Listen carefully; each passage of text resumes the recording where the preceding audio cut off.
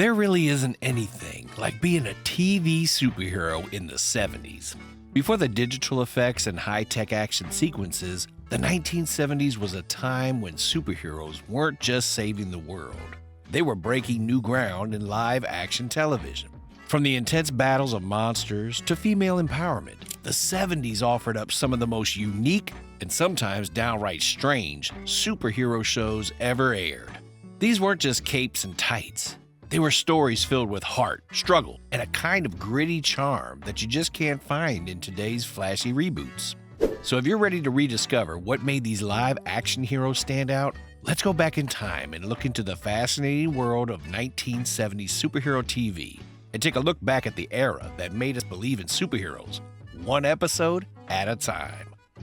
The Incredible Hulk, 1978 through 1982. Okay, so everyone today knows who the Hulk is. I mean, it's impossible not to know the giant green monster with anger issues. But here's the thing, if you aren't a 70s kid, then you don't know what the real Hulk was like. Running from 1978 to 1982, Incredible Hulk was one show no one, absolutely no one, missed. I mean, who would forget those Saturday nights when everything just stopped? The lights were low, the TV flickered, and this slow piano kicked in. Yeah, the Incredible Hulk was on, and anybody who was watching it was about to feel something in their soul. Unlike today, the show wasn't some over-the-top comic book circus. Nah, this was different. It was serious. It was real. Bill Bixby's David Banner wasn't trying to save the world. He was just trying to save himself. And every week, he drifted into some new, small town like a ghost, helping strangers, hiding the monster inside. And man, when he said, "Don't make me angry," you knew it was go time. Those glowing white eyes, that shirt-tearing growl, we all waited for it every single time. And boom, in a blink of an eye, Lou Ferrigno appeared. All green and massive with no special effects, just makeup, sweat, and raw muscle with an electric presence. Till today, no one did Hulk smash like him. It wasn't pretty, it was personal. And then, just when things got good, Hulk would disappear. And David would be all alone again, leaving us with that heartbreaking, lonely man theme. If that tune doesn't hit you in the chest, you might actually be made of stone. This wasn't just superhero TV. This was emotion, struggle, and the kind of show that made you sit still and just feel. And that 2-hour special where Banner falls for a dying woman, played by Mariette Hartley, and tries to cure them both, absolute cinema. At the time, there was only one real question. Did you root for the Hulk or Banner? Or maybe even both? Honestly, The Incredible Hulk was just that good, and the debates every episode caused just made it that much better. Shazam, 1974 through 1977. Although still popular today, Shazam isn't what it used to be. Sure, it has a few movies and cartoons, but around a 70s kid, the word Shazam, it was a one-way trip down memory lane. To put it simply, if you grew up in the 70s, you were a Shazam kid, and you probably remember this show fondly. After all, it wasn't just another superhero show. It had heart, adventure, and a dose of good old moral lessons. For the most part, the basic premise of the show hasn't changed since when it first aired. It was a simple, yet magical show about a boy, Billy Batson, who was just your average kid, a good kid who would say the word Shazam, and bam, became Captain Marvel. The kid turned into a superhero who had the strength of Hercules, the wisdom of Solomon, and other magical powers. Basically, he was a kid who could go toe-to-toe with Superman. How could that not excite you? Captain Marvel, who was played by Jackson Bostwick, for the first 2 seasons became a legend. And every time he made his appearance, you know it was time for serious action. Even when Bostwick left the show in the 3rd season and John Davey took his place, the show managed not to miss a single beat.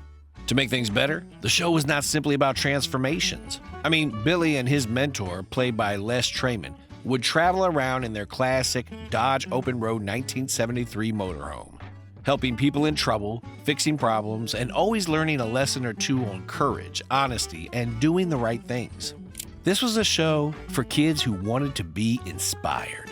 You didn't watch any episodes without learning something, whether it was self-confidence, courage, or just a good model of standing up for what is right. Produced by Filmation, this was their first live-action series, and they absolutely nailed it. Running for 28 episodes that were about 22 to 25 minutes long. We could confidently say, even if you weren't into comic books, you couldn't help but get swept up in the show's charm. Shazam didn't just teach you about superheroes, it taught you about life. I mean, in one episode, Billy Batson and Mentor rolled into a small town in their RV, where a group of bored teens, led by a cocky kid named Chuck, steal a car for fun. The teens somehow crash the car and pin the blame on a shy bystander named Tom. Billy, sensing trouble, tries to talk sense into them, but Chuck's bravado and cocky behavior force a Shazam moment. And boy, were we ready for it. There was even a crossover with The Secrets of Isis, giving us one of the best hours of all time, the Shazam Isis Hour. Honestly, you just had to be there. The Secrets of Isis, 1975 through 1976.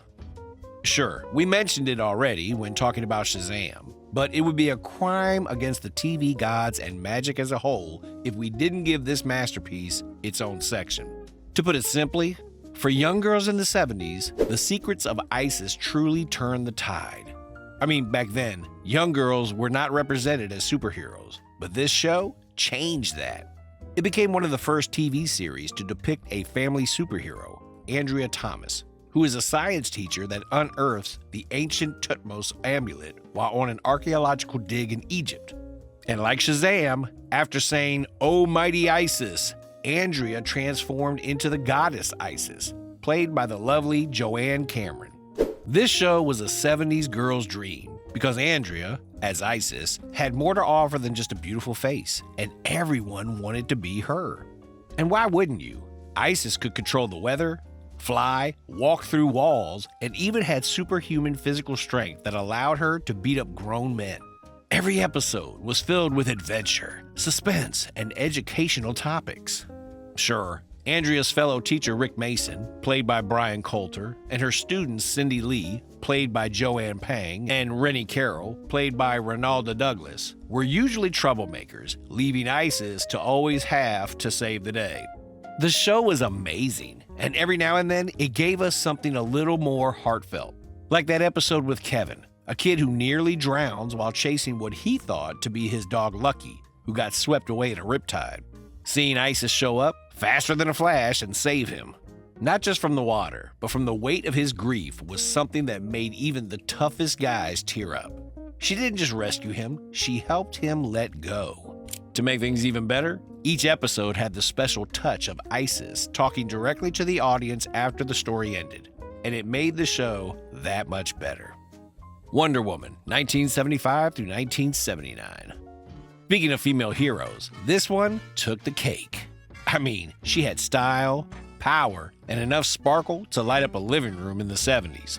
To put it simply, Wonder Woman was the superhero show that made kids sit up wide-eyed and whisper, "She's amazing." Sure, Gal Gadot is amazing, but Lynda Carter? Wow, she was in a league of her own. Okay, so if you don't know this show, all you need to know is that it all started with a bang in 1975 with the new, original Wonder Woman TV movie. And when we say bang, we mean a bang. From its movie origin, the series ran for 3 fabulous seasons, first on ABC, then over to CBS. For the most part, season 1 stuck close to the comics, set in the 1940s during World War II. It was a show filled with fighting Nazis, espionage, and old-school heroism. But then everything switched up in seasons 2 and 3 as the show jumped straight into the groovy 1970s. We were blessed with a new city, new outfits, and new tech, but the same Diana Prince, kicking butt and looking iconic doing it. Speaking of looking good, we really need to talk about Lynda Carter, because her version of Wonder Woman wasn't just a superhero, it was the moment. Elegant, fierce, and endlessly cool. Her transformation spin had all the girls, and even some boys, trying it. It was that legendary.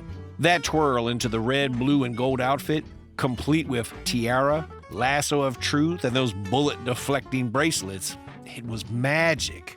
On the other end, Steve Trevor, played by Lyle Waggoner, was there, playing both father and son depending on the season. But let's be real, this was Diana's show. Strong, kind, and capable, she was a beacon of empowerment in a time when TV still hadn't quite caught up with feminism. Wonder Woman didn't just punch bad guys, she punched through expectations, allowing Lynda Carter to set the gold standard, and honestly, no one's truly topped her. Spider-Man 1977 through 1979. Sure, everyone knows who the friendly neighborhood Spider-Man is, and that story has been made into a lot of great stories. But 1977 Spider-Man was a whole different vibe. See, more than any other show, the Spider-Man of the 70s, where the wall crawler wasn't CGI'd or multiverse hopping, but actually climbing real buildings with ropes and clever camera tricks, made kids' jaws drop every time. This was the first real taste of live-action Spidey magic, and for many, it still holds a web-slinging place in the heart. I mean, why wouldn't it? It literally kicked off with a pilot film on September 14, 1977, and spun out into 12 episodes across 2 seasons. As for who was our wall-climbing, crime-fighting friend, the role was played by the amazing Nicholas Hammond. Yep, the same guy from The Sound of Music. And while he wasn't cracking wise jokes like modern Spideys, he had that quiet, nerdy charm that made you root for him. Plus, he actually climbed walls. No green screen, just grit, cables, and careful camera angles. So come on, you just had to love him. As for the worst reporter ever, Robert F. Simon played the ever-cranky J. Jonah Jameson, barking orders from the Daily Bugle, while Michael Pataki's Captain Barbera gave Spidey the occasional police connection or headache. Now, here's where it truly got interesting for the villains. There was no Green Goblin or Doc Ock here. Their version went rogue with made-for-TV criminals and crime plots that lean more towards procedural than comic book. And to be fair, it worked. It worked a little too well. Shot in LA, but pretending to be New York, of which, forgive them, this show worked with what it had. Rope stunts, practical effects, and that signature sound effect that still rings in so many people's ears. Sure, it was clunky, cheesy, and totally 70s, but it was also the first. The one that made kids believe a man could stick to walls. And honestly, I wouldn't be surprised if some kids became stuntmen because of this show. Electra Woman and Dyna Girl, 1976. Part of the Croft Super Show, this was one of those shows that gathered everyone to the TVs on Saturday mornings. And why wouldn't it? Deidre Hall and Judy Strangis played reporters who transformed into superheroes, battling villains with gadgets and colorful costumes. It was campy, fun, and everything you'd expect from a 70s cartoon vibe. So, of course, everyone loved it. Doctor Strange, 1978 pilot. Okay, sure, everyone knows him now, but before the MCU, there was Doctor Strange. And true to his name, this show was so strange. This pilot, starring Peter Hooton as the Sorcerer Supreme, was a mystical, special effects-heavy take on the character. But sadly, despite the cult status, it didn't get picked up, but at least we still have this. Captain America TV movies, 1979.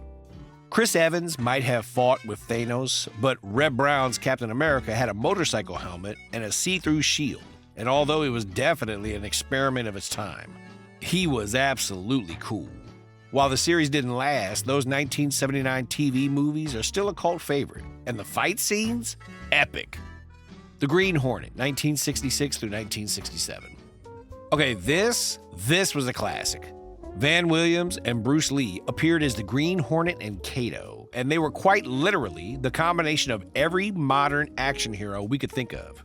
And as if that wasn't insane enough, they also had a good dose of gadgets and a serious crime-fighting spirit. Plus, it's Bruce Lee, so you just know his martial arts helped elevate the show to a stylish, memorable classic.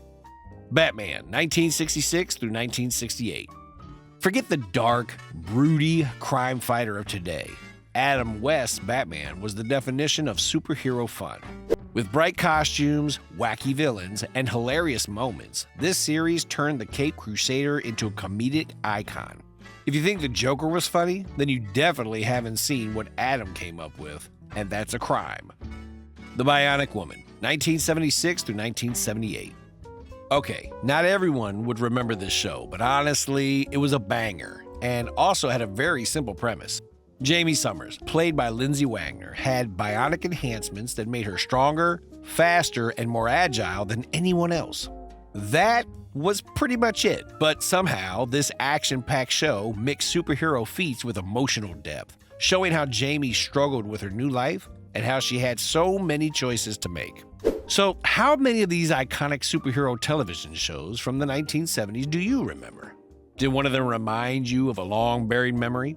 From the pure emotion of the Incredible Hulk to the outrageousness of Shazam, these shows did so much more than entertain. They represented a culture shift. So, which one of these shows impacted you? Which show made you feel like a kid again? Let's continue the conversation in the comments below. And if you love going back to the past, don't forget to like this video, subscribe, and hit that notification bell for more blasts from the past. Until next time, stay nostalgic.